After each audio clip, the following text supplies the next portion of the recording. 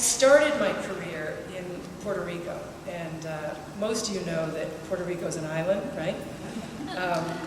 I taught 1st through 4th grade. None of my kids knew how to swim on an island in San Juan. None of my kids had been to El Morro. You know what El Morro is? Someone tell me, what is it?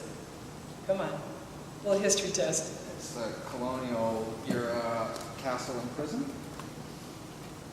Yes. Well said, Professor. It is.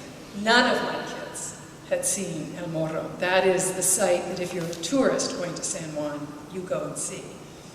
So I decided that to live in a city and not know your historic marker or your history, if you will, was really a sin.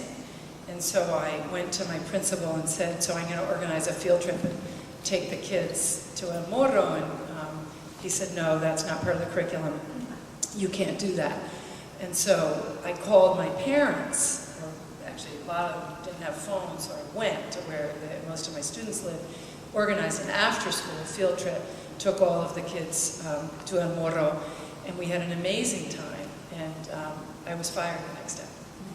So I learned very quickly that it's better to ask for forgiveness than permission. I probably would have been fired anyway, because I wouldn't hit the kids. It was still allowed to hit the kids with a ruler.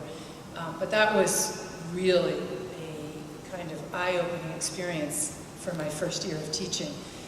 But it taught me something really important when I came to Boston to teach, that notion of access and that question of equity, not knowing how to swim when you grow up on an island, and not knowing the most important historical monument in your city, not even having been there.